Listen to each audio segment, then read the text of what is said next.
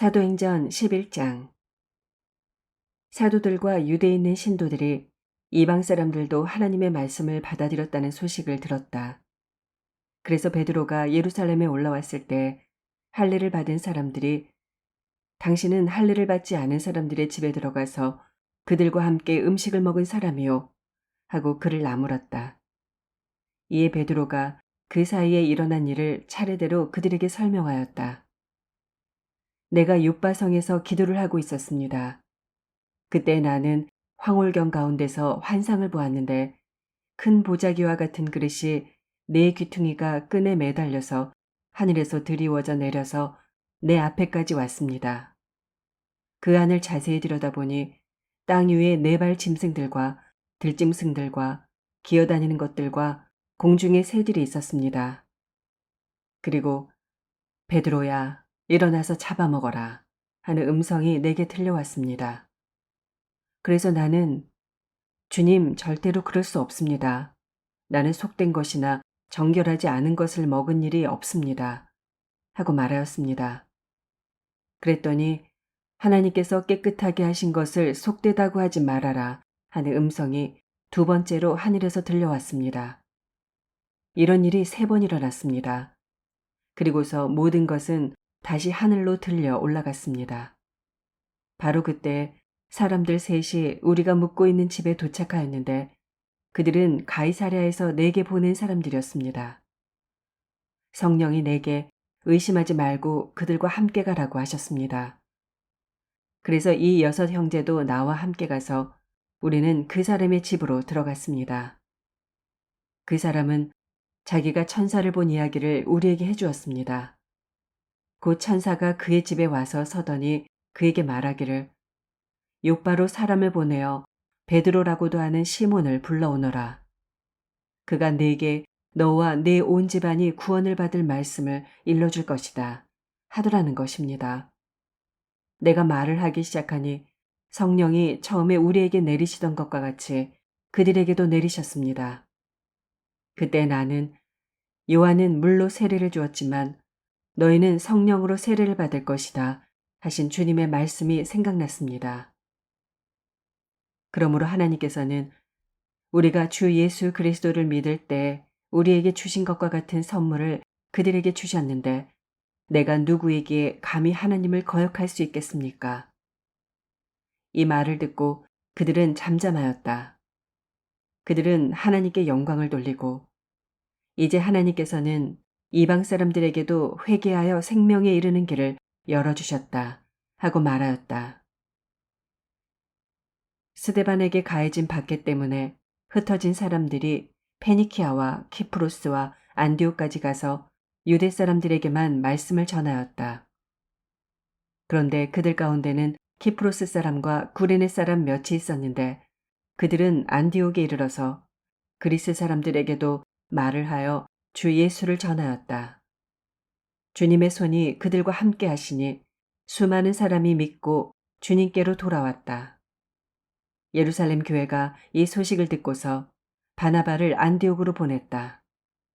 바나바가 가서 하나님의 은혜가 내린 것을 보고 기뻐하였고 모든 사람에게 굳센 마음으로 주님을 의지하라고 권하였다. 바나바는 착한 사람이요 성령과 믿음이 충만한 사람이었다.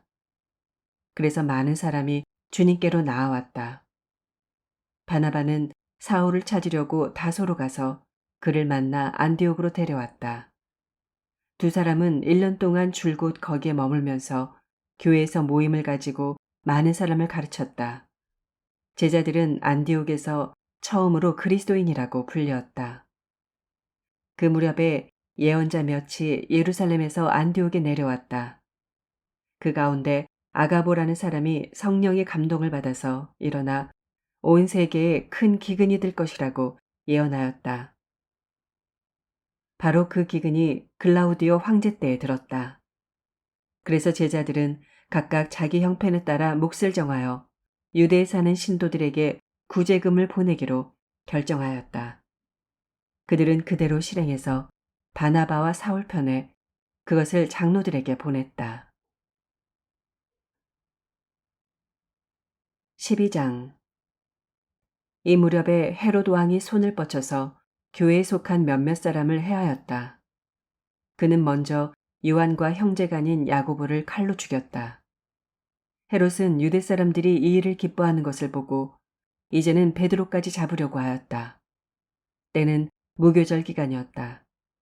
그는 베드로도 잡아서 감옥에 가두고 4명으로 짠 경비병 4패에게 맡겨서 지키게 하였다. 6월절이 지나면 백성들 앞에 그를 끌어낼 속셈이었다. 이렇게 되어서 베드로가 감옥에 갇히고 교회는 그를 위하여 하나님께 간절히 기도하였다. 헤롯이 베드로를 백성들 앞에 끌어내기로 한 그 전날 밤이었다. 베드로는 두 쇠사슬에 묶여 군인 2사람 틈에서 잠들어 있었고 문 앞에는 파수꾼들이 감옥을 지키고 있었다. 그런데 갑자기 주님의 천사가 나타나고 감방에 빛이 환히 비치었다. 천사가 베드로의 옆구리를 쳐서 깨우고 말하기를 빨리 일어서라 하였다. 그러자 쇠사슬이 그의 2 손목에서 풀렸다. 천사가 베드로에게 띠를 띠고 신을 신어라 하고 말하니 베드로가 그대로 하였다. 또 천사가 그에게 겉옷을 두르고 나를 따라오너라 하니 베드로가 감방에서 나와서 천사를 따라갔다. 베드로는 천사가 하는 일이 참인 줄 모르고 자기가 환상을 보고 있는 것이라고 생각하였다. 그들이 첫째 초소와 둘째 초소를 지나서 시내로 통하는 철문에 이르니 문이 저절로 열렸다. 그래서 그들은 바깥으로 나와서 거리를 하나 지났다. 그때 갑자기 천사가 떠나갔다. 그때야 베드로가 정신이 나서 말하였다. 이제야 참으로 알겠다. 주님께서 주님의 천사를 보내셔서 헤롯의 손에서 그리고 유대 백성이 꾸민 모든 음모에서 나를 건져주셨다. 이런 사실을 깨닫고서 베드로는 마가라고도 하는 요한의 어머니 마리아의 집으로 갔다. 거기에는 많은 사람이 모여서 기도하고 있었다. 베드로가 대문을 두드리니 로데라는 어린 여종이 맞으러 나왔다. 그 여종은 베드로의 목소리를 알아듣고 너무 기뻐서 문을 열지도 않고 도로 달려들어가서 대문 앞에 베드로가 서 있다고 알렸다. 사람들이 여종에게 네가 미쳤구나 하고 말하자 여종은 참말이라고 우겼다. 그러자 그들은 베드로의 천사일 거야 하고 말하였다. 그동안에 베드로가 줄곧 문을 두드리니 사람들이 문을 열어서 베드로를 보고 깜짝 놀랐다.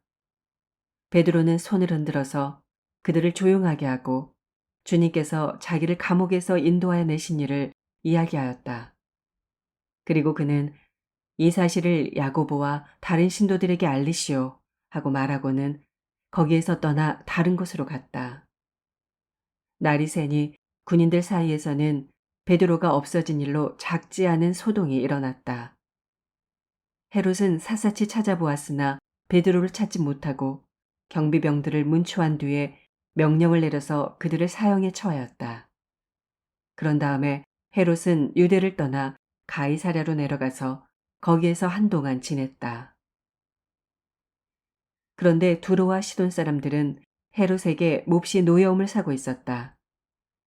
그래서 그들은 뜻을 모아서 왕을 찾아갔다. 그들은 왕의 침실 시종 블라스도를 설득하여 그를 통해서 헤롯에게 화평을 청하였다.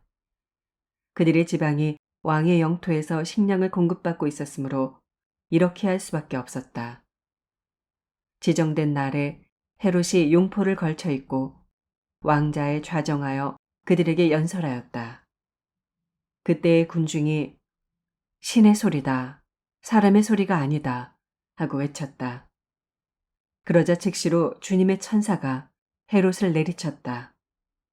헤롯이 하나님께 영광을 돌리지 않았기 때문이다. 그는 벌레에게 먹혀서 죽고 말았다. 하나님의 말씀이 점점 더 널리 퍼지고 믿는 사람이 많아졌다. 바나바와 사울은 그들의 사명을 마치고 마가라고도 하는 요한을 데리고 예루살렘에서 돌아왔다.